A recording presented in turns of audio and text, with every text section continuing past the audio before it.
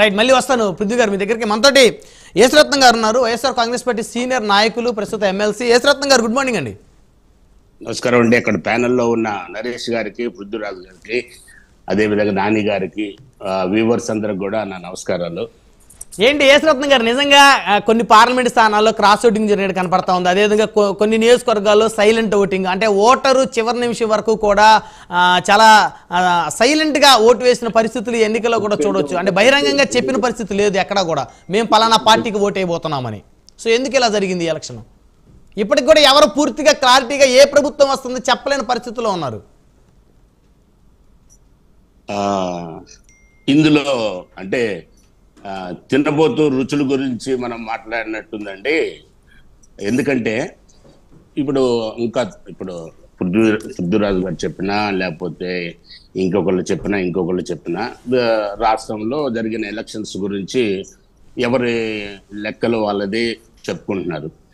అయితే వాస్తవంగా మాట్లాడాలంటే ఈ రోజున ఊహించని విధంగా ఓట్ల పర్సెంటేజ్ పెరిగింది. అందులో భాగంగా ముఖ్యంగా మరి మహిళా ఓట్లు అత్యధికంగా పెరగటం మనం చూసాం. సాధారణంగా ఓటేయటానికి నిజంగా పెద్దలు చెప్పినట్టుగా ఉదయం 7 గంటల నుంచి రాత్రి 9-10 గంటల వరకు కూడా చాలా ఓపికతోటి నేను కూడా మొట్టమొదటిసారి చూశాను. మరి అన్ని గంటలు లైన్లో నిలబడి అన్ని గంటలు మరి అక్కా చెల్లెళ్ళు ఓటేయటం అనేది నిజంగా కూడా చెప్పుకోదగిన విషయమే. మరి మీరు చెప్పినట్లుగా ఇది సైలెంట్ ఓటు, కరెక్టే. సైలెంట్ ఓటు మరి ప్రతిపక్ష నాయకులు ఊహించేది ఏంటంటే మరి ఏదో ఈ పరిపాలనని అంతమొందించాలనే ఉద్దేశంతో వివిధ ప్రాంతాల నుంచి, రాష్ట్రంలో ఉన్న వివిధ ప్రాంతాల నుంచి, దేశంలో ఉన్న వివిధ ప్రాంతాల నుంచి, అసలు ఏకంగా ప్రపంచంలో ఉన్న వివిధ ప్రాంతాల నుంచి వచ్చారు అనేది వాళ్ళ క్యాలిక్యులేషన్స్. ఎస్, వచ్చిన వాళ్ళందరూ కూడా ఏదో ఒక పార్టీ ఓటేయాలనో, లేకపోతే అన్ని పార్టీల సైడ్ నుంచి వచ్చారు. జనసేన కోసం వచ్చారు, టీడీపీ కోసం, వైసీపీ కోసం, అన్ని పార్టీల కోసం వచ్చారు. కేవలం ఒక్క టీడీపీ కోసం, ఒక్క జనసేన కోసం, ఒక్క వైసీపీ కోసం కాదు. అయితే నేను చెప్పేది ఏంటంటే అసలు ఓవరాల్ గా భారతదేశంలో ఓటర్ యొక్క ఓటు వాల్యూ అనేది దేశవ్యాప్తంగా కూడా ఒక మంచి ప్రచారం జరిగింది. ఒక ఎడ్యుకేటెడ్ కమ్యూనిటీయే కాదు, అందరూ కూడా ఇంక్లూడింగ్ పేదరికంలో ఉన్న వాళ్ళు కూడా ఓటు విలువ తెలిసి మరి సరైన పరిపాలన దక్షిణ ఎన్నుకోవాలనేది ప్రజల్లో వచ్చిన ఒక గొప్ప మార్పు. ఎందుకంటే గతంలో చూసిన దానికంటే భిన్నంగా మరి సుమారుగా 10%, మోర్ దెన్ 10% ఓటింగ్ పెరగటం అనేది ఇది చరిత్రలో రికార్డే. ఈవెన్ ఈసీ కూడా ఆశ్చర్యపోయే విధంగా ఉంది. అలా అని ఆంధ్ర రాష్ట్రం ఆంధ్రప్రదేశ్ కన్సెంట్ చూసినట్టయితే మరి రాష్ట్రం అంతా ఎలక్షన్ రోజు వరకు కూడా మరి ఎక్కడ కూడా రీపోలింగ్ జరగకుండా బ్రహ్మాండంగా జరిగింది. దురదృష్టవశాత్తు ఎలక్షన్ జరిగిన మరుసటి రోజు మరి పల్నాడులో అయితేనేమి, తాడిపత్రిలో అయితేనేమి, మరి కొన్ని రాష్ట్రంలో చెదురుమదురుగా కొన్ని చోట్ల ఎలక్షన్ రోజు చెదురుమదురు సంఘటనలుగా ఉన్న దాన్ని మరి ఒక విధంగా ఓటమి భయంతోటి మరి అక్కడ ఉన్న నేను ఒక పోలీస్ డిపార్ట్మెంట్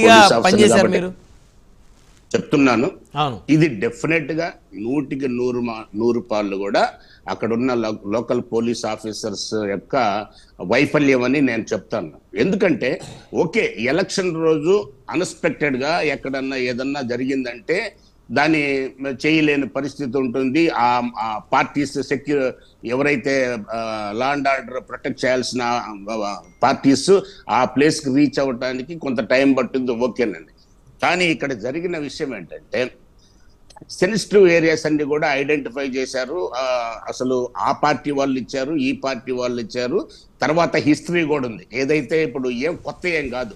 పల్నాడులో మాచర్ల, గురజాల, నర్సరావుపేట, మరి అదే విధంగా తాడిపత్రి, అదే విధంగా కొన్ని ప్రాంతాలు దర్శి కానీ, లేకపోతే ఏదైతే ఐడెంటిఫై అయినాయో విశాఖపట్నంలో మరి అయ్యన్న పాత్ర ఇవన్నీ కూడా ఐడెంటిఫైడ్ ట్రబుల్ ఏరియాస్ అని అటు తెలుగుదేశం వారు ఇచ్చారు, ఇటు వైసీపీ నాయకులు అందరూ కూడా ఐడెంటిఫై చేసిన తర్వాత ఇది రాష్ట్రంలో ఉన్న పోలీసు వైఫల్యం అని చెప్పొచ్చు అనమాట.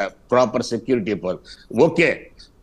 ఎలక్షన్ కమిషన్ ప్రకటించిన విధంగా 100% కూడా చెదురుమదురు సంఘటన. ఎందుకంటే ఒక్క చోట కూడా రీపోలింగ్ లేకుండా, ఒక్క చోట కూడా యాక్చువల్గా చెప్పాలంటే ఆ రోజు ఎలక్షన్ రోజు ఎట్లాంటి చెప్పుకోదగినంత గొడవలు లేవు. కానీ మరుసటి రోజు ప్రొటెక్ట్ చేయలేప్పుడు, ఎందుకంటే లిమిటెడ్ ప్లేసెస్, ఓన్లీ 10 లోపల 8, 9, 10 ప్లేసెస్ ఉన్నాయి. ఆ 10 ప్లేస్లో నువ్వు సరైన ప్రొటెక్షన్ ఇవ్వలేకపోవటం అనేది ఫెయిల్యూర్ అక్కడ లోకల్ పోలీసు. ఎందుకంటే ఆల్రెడీ అందరికి తెలిసినాయి కదా. ఇప్పుడు మీరు చెప్పిన పల్నాడు జిల్లాలో ఏదైతే ఉన్నాయో, మీరు గతంలో పోలీస్ అధికారిగా ఆ జిల్లాలో కూడా పనిచేస్తున్నారు కదా యేసరత్నం గారు. అది నోటెడ్ పల్నాడులో ఆచారాలలో జరుగుతుంది.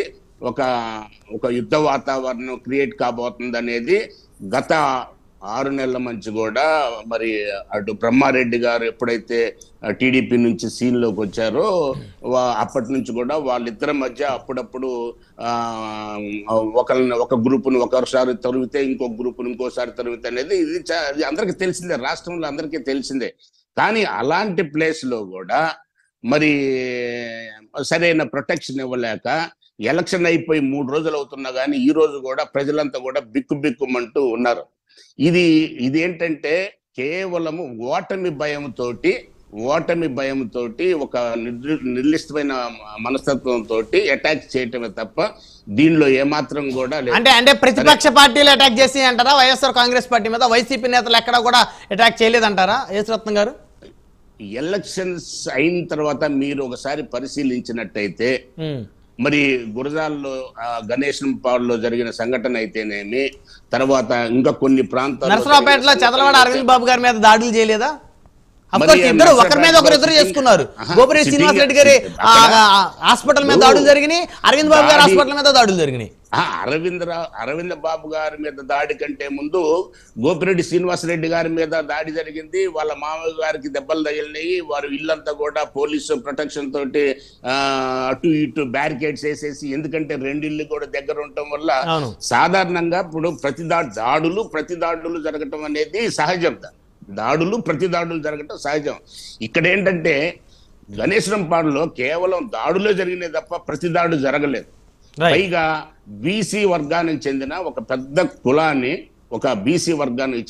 పెద్ద కులాన్ని అది ఎవరైతే ఎంపీగా అక్కడ కంటెస్ట్ చేస్తున్నారో ఆయనకు సంబంధించిన కులాన్ని ఊరు బహిష్కరించాలని, ఒక టెర్రర్ క్రియేట్ చేయాలని జరిగిన అది క్లియర్ కట్ గా అర్థమవుతుంది. నేననేది ఏంటంటే రాష్ట్రంలో మహిళల ఓటు పెరగటం, రాష్ట్రంలో ఎక్కువ టైం అంటే రాత్రి 9, 10 వరకు కూడా అక్కా చెల్లెళ్ళు నేను చూశానండి. నేను ఆల్మోస్ట్ రోజు మొత్తం. సో ఇప్పుడు అంటే ఓటింగ్ పెరగటం, మహిళా ఓటింగ్ పెరగటం, అంటే ఎక్కువసేపు క్యూలో నిలబడి మరి నైట్ వరకు కూడా ఓటు వేయటం, అవన్నీ కూడా అధికార పార్టీ కలిసి వస్తాయి అంటారు.